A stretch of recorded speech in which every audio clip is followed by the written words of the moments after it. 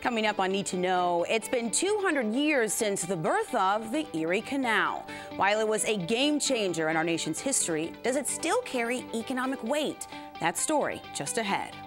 Also on the show, what you may not see on the campaign trail in the race for Rochester mayor.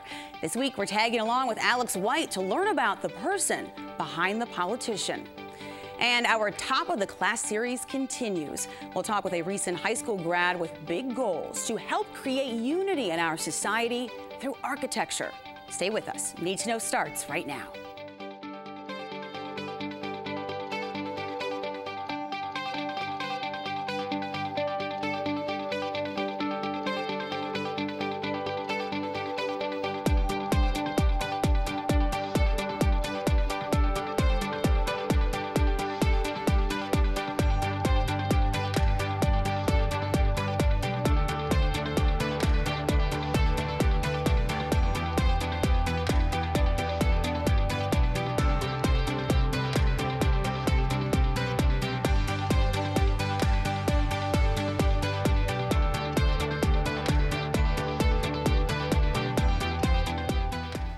The Erie Canal is getting quite a birthday party. It was 200 years ago this month when construction began on the canal. When it was completed in 1825, the canal connected Lake Erie with the Hudson River, forever changing a young nation socially and economically.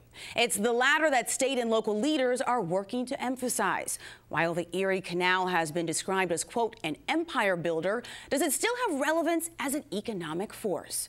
Joining me at the table to discuss this question further is Brett Costello, CEO of Citygate and Reserve Development, Beth Teal, chair of the Cornhill Navigation Company, and Tim Garman, founder of Fairport Brewing. And welcome to all of you. Thank you for being here. Thank you. So as I mentioned, historically, the Erie Canal was called a game changer. So we're talking 19th century. I want to fast forward to today, 200 years.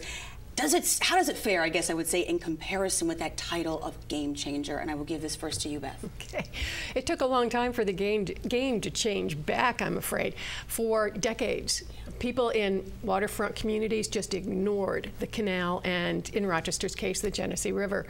And it's only been in the last 20 years or so that there has been revised interest, people getting on the water, people being excited about it, and developers putting their money where their mouths are. And people creating businesses like Tim's and residential developments like Brett's. And it's Cornhill Navigation's job to get people on the water in a replica Erie Canal boat, the Sam Patch. Because once you see your community from the water, it's exciting, and it is a game changer for the individual. And now you're seeing even downtown Rochester catch on to the fact that the Genesee River deserves its attention. And there are significant developments underway and planned to be underway. Well, I want to talk about a little bit. We've got this Erie Canal Bicentennial celebration. Many events taking place over the next few months. The three of you were a part of one in mid-July. This was a public forum solely focused on talking about the potential economic development in the future for the Erie Canal. And Brian Stratton, director of the New York State Canal Corporation, called the canal an economy builder. So I'm curious to know, how would each of you, with your respective associations with the canal, describe its economic influence aside from tourism? We know tourism is a huge factor, but aside from that, how else are we seeing that? And I'll give this to you. Yeah, I think it's a huge opportunity. Just it's got a lot of history in the building of the great state. But I think what we're looking at right now is just a huge opportunity. I mean, we saw Genesee Brewery, move tanks down it, just a few weeks back, and the travel and the tourism, it's just, I mean, companies like mine are growing and thriving on the canal. So it's got some more development to do, but I think having a big birthday here, it's getting a lot of attention and huge opportunity. Well, Brett, I want to ask you, because the Erie Canal, the reserve on the Erie Canal, rather, I've seen this when I drive down the highway, the 3+ home residential community. This is huge along the canal. How would you respond to this, just in terms of potential for economic development and how you see this? Yeah, I think the impact can be seen from Buffalo to Albany. So not only our projects, but the other 9 I guess in particular, I guess to focus on, totaling $1.3 billion of development. So from Canal Side and Buffalo all the way to the Mohawk Harbor project and all those in between. People want to be by the water. So it's that feeling you get when you're by the water. Today's fast-paced world, water is relaxing for sure. So they got it years ago when they had the intuition and fought the opposition to dig the canal. But today, there just seems to be a renewed opportunity to do things by the water. And Beth, how would you, in terms of explaining the unique economic influence that this can have, how do you see this with the organization? A nonprofit, by the way, I should point out. That's right, thank you. I think one of the best things that we can be doing is teaching the young people of today about the economic impact and about the social and historical influence in our waterways. Rochester would not be where it is if it had not been for exactly the Genesee River. Rochester would not have thrived if it had not been for the Erie Canal. So it's Sam Patch's role to take fourth graders out to introduce them to the canal system and with a cruise that goes through Lock 32, and that enhances their experience of New York State history, which is part of the fourth grade curriculum. They're our future. If they can't figure out all of it and the economy and the economic benefits, then none of us can. Well, some people watching the show right now, they might be thinking, this is fantastic. We're celebrating 200 years, and they love hearing about the canal and the potential for it, but they may also be wondering, what are the benefits for us? And I want to know, we talked about tourism, and I've heard Evan Dawson with Connections spoke with some of you, and he talked about the tourism benefit, but are we as local residents, local governments, are we really maximizing, in your opinion, on the potential of the canal? Tim, you're laughing. No way, no way, absolutely and not. why? Because there's so much room, there's so much more room for improvement. I mean, you talk to anybody and everybody's got a different idea of what we could be doing with this huge resource that we've got. So we're seeing a lot of, increased activity. We've seen a lot of development, in our community. I mean, there's a huge complex that just went up on the canal. We're seeing more and more businesses moving into canal, towns. We're seeing more resources being allocated towards those businesses, which is great. It drives employment, but I think I just think it's totally unutilized. And again, there's just a lot of different ideas out there. What are? Oh, go ahead, Brett. Yes. No, I was just going to add I guess the proof is in the big business. So in the case of the national publicly traded company REI, with their very recent scheduled opening on the Erie Canal proper, about 25 feet from the canal trail. Is where their new store is located. They elected to put their one upstate New York location, their first upstate New York location, on the canal. And there's a reason for that, because they understand the value of the water, certainly interacting with it, but to answer your question, Helene, the added benefit and what comes after for the local community, it's those retail, tax dollars and other sorts of impacts that everyone can benefit from others that are voting and saying, yeah, we want to be part of this new thing on the canal. Tim, you mentioned there are some creative ideas out there in terms of how the canal can be used. And I'd like to talk about that just a little bit. What are some of these ideas that we're hearing about that maybe these are ideas that have not been reported so much so in local media, ideas that came about at the forum? I'm sure I'd love to know. I'm sure viewers would too. Well, I mean, we've got a huge trail, Yes. along the canal, and some of it's developed, some of it isn't. And there's a ton of people that are going up and down between Buffalo and Albany, and there's different places to stay, different businesses along the canal that could be promoted. Again, it's I think it's 80 to 85% of the population in New York State, upstate at least, lives within a few miles of the Erie Canal. So, all the businesses stand to gain from this huge resource. But I think, again, it depends on who you talk to. I think her business is really cool. I mean, it brings a lot of light to the canal from an educational standpoint. We're doing a 5K in October, on the Erie Canal. We as a brewery, we try to be a brand ambassador to the canal, and we name a lot of our beers after things around the canal, which is kind of neat. So. You mentioned the Trailway, and I want to discuss it. So Brian Stratton, again, I'll use his name, he said there are more than 1.6 million trips annually on the Erie Canal Trailway. These are used by joggers and bikers and hikers. And he says millions more will join that number, and that's after the Erie Canalway Trail is finished in 2020. This is part of Governor Cuomo's State Trailway initiative. How can, and you mentioned this, Beth, the city of Rochester downtown seeing some changes. How can, or is downtown Rochester rather, kind of using these areas of the canal that have been underutilized, and how can they kind of jump onto these changes that are taking place? They are jumping. If you're familiar with the Genesee River at all, you know that the river wall is starting to crumble, and it's really a detriment to the beauty of the river. And the City of Rochester and the Canal Corporation are doing a reconstruction of that wall, moving it down significantly because we no longer need that kind of flood control, and providing access for the general public to bring their canoes, to bring their kayaks between the Ford Street Bridge and the Court Street Dam. So right downtown in Cornhill, there'll be new paved walkways, there'll be new amenities and food carts, so a lot of activity. That'll be on stream by 2019.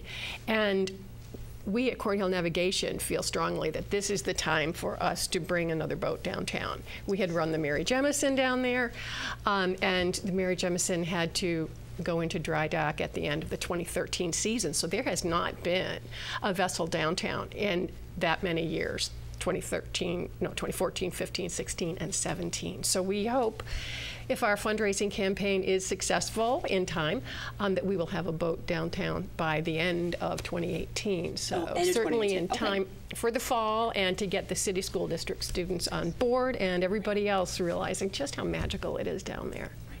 Tim, one thing that you mentioned, and I'd like you to, I'm going to kind of connect the two of you. You said that they could be promoting this more, or something along those lines. What's going on? Are there ways in which we can capitalize on the promotional aspects of this? Yes, we've got the bicentennial, but in ways that we're not doing so much? Hard to say. I mean, again, many different ideas. I think it needs to go top down from Albany and filter into our different communities along the canal. I can tell you, Fairport has been called the crown jewel. It's the #1 port on the Erie Canal, probably because in the 70s they really had some vision, and they created an environment to include the canal.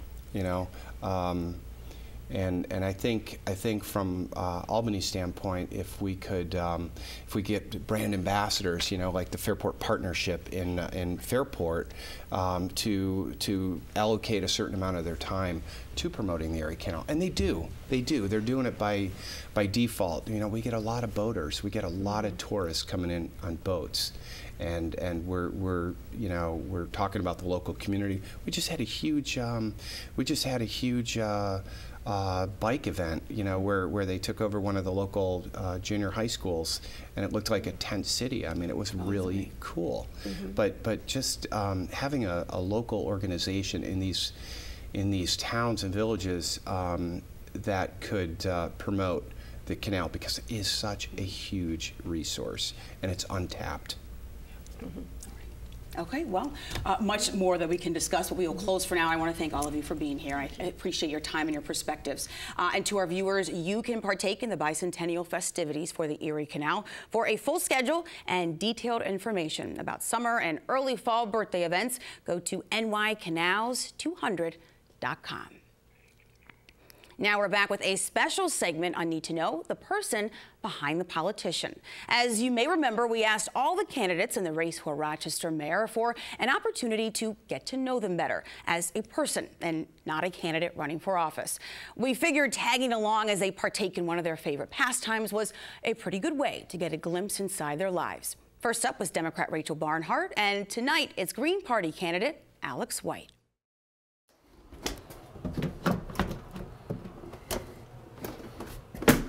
This is what Alex White calls a moment of satisfaction. It's a simple project, but you put the medicine cabinet in, you screw it in place, you close the door. Looks like it's always been there. And you look at it and you're like, yeah, I did that. There we go. When he's not working at his game store, Bodo's Armory, or engrossed in a slew of books. I'm reading a history of Rome. I have George Eastman's biography that I'm reading right now. The candidate for Rochester mayor has a passion for fixer-uppers. We're talking forgotten and abandoned homes, eyesores in any given city neighborhood. It's a hobby for White that started out of necessity. My dad had a stroke and I was going to buy a house and move my dad in. And I found a beautiful place in the South Wedge that was needed a lot of love. And so I bought that and fixed that up. And friends of mine said, you know, you bought this for next to nothing. You fixed it. It's now worth $100,000. Why don't you do that again? While a student in college, White worked in construction during his summer breaks and picked up a few skills that have served him well. Or, as he explains it, well enough. I may not be the best. I may not do drywall as good as someone else, and I may not be able to, my concrete may get mocked by a 20-year mason, but, you know, I can do all these steps. I can get it done, it will work. The candidate for mayor has a pretty straightforward method for selecting abandoned properties in need of a little TLC. It all starts with the neighborhood, and of course, the price tag. I look around the neighborhood and I look for things like gardens. I look for a community garden is awesome. I look for well-trimmed grass. I want the neighbors to care about their neighborhood. White has purchased and restored 3 vacant properties, one being his own home, the others being what his tenants call home. Come on. I like everything about fixing up the houses, and yes, I make a little money out of it. But I try to rent them for what the market value in the area is. I'm not filling the houses with college students for the most money I can get. I'm trying to keep them at neighborhood rates. A couple days a week, a few hours a day. White works on one task at a time to fill a need and help beautify a neighborhood. I'll try to put less on it this time. You can check out the special segments with the candidates in the race for Rochester mayor who took us up on our offer.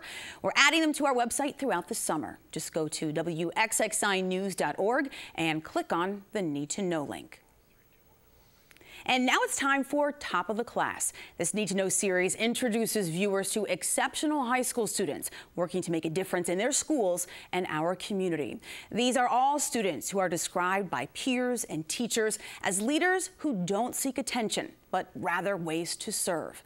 The young man you're about to meet seems to be the epitome of smarts and service. Here's what the Webster Schrader High School community had to say about recent graduate Dalton Pumputis. That wasn't bad. Dalton is one of the most genuine guys I know. He genuinely cares about people and wants to know how they're doing. He's kind of the face of the school. He's someone that everyone can turn to a friend, and he makes everyone feel involved and a part of this community. I think he's a unique personality in the fact that he's very self-driven. And what I know about him is that he kind of lives to serve. Most high school athletes have a me attitude, right? So it's all about me. Dalton upends that, and he is all about we before me. I know when Dalton raises his hand that something good is going to come out of his mouth. and people are going to learn from it, or a great discussion will get going. He would be a leader by actions. He can lead discussions in the classroom, or he can lead a team down the field playing football. For an underclassman looking up to him, I hope they have them as a role model, because he's somebody, to be honest, that I kind of look up to. Think about all the amazing things we are going to be doing in the coming months and years. He is literally seizing the day. Carpe diem is what he's doing with his life. He is going to do some really big things. He's going to be a kid to watch in the future. Whatever you decide to do, go for it. 2017 Webster Schrader graduate Dalton Pumputis, welcome to the show. It's great to have you here. Great to be here. Thank you. So Dalton, this series is really about making a focused effort to get to know what matters most, rather, to young people in our community. So that being said, there's one question that I ask all the students who appear for the Top of the Class series and are featured, and I'll pose it to you. What are some of the social issues that are of most importance to you, and why? I think for me, the biggest thing is I see too many people who don't have confidence in themselves in today's community, in our world, and that bothers me a little bit, just because if you're not self-motivated, then you're not going to be able to do anything, because it's nice to have others to tell you you're good at something, or tell you you can do this and you can do that, and that support is always good, but you have to believe in yourself first. And that's why I believe that with hard work, determination, anybody can achieve their dreams. And I know it sounds cliche, follow your dreams, but I think that's the way to a successful and happy life. Well, you are very loved you're a graduate at your former school community, and the words leader and role model were used to describe you by just about everyone that we spoke with. Your assistant football coach, Dan Sepka, he said you live to serve, and you kind of have this whole we before me mentality. And he said that's incredibly rare for a high school student in our society. So where does that come from? What is it? What are some of the values that are important to you that really allow you, or kind of support you in living that way?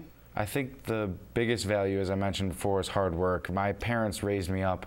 All my values that I have are from them, for sure. They raised me up along with my 4 younger siblings to work hard and earn everything that we get. With a family of 5 kids, it's a big family, so everybody has to have responsibility, and I think that's helped me a lot. My upbringing with them is a huge part of it, but also I know he is my football coach, so it's funny that he mentioned that, but in a game like football with 11 kids on the field, everyone has to do their part in order for the team to succeed, and I learned that more from football than any other sport I ever played growing up, and it really kind of shaped who I was on the field. Well, I want to give some background information on you for our viewers. As you mentioned, you are the oldest of 5. You're very active, I hear, in the lives of your siblings. You were involved in a number of sports at school. You work at BJ's Wholesale Club. In fact, you were there prior to this taping, so we thank you for making time for us. You for Little League. You're a Eucharist minister for your parish, and you volunteer with the Student Unified Basketball team. And I want to focus on that last activity for a moment. Why was that important for you to do, to be involved with the Unified Basketball team? Well, my mom actually works for Mary Curriola Children's Center, so she's been working with handicapped kids and kids with disabilities for over 10 years now.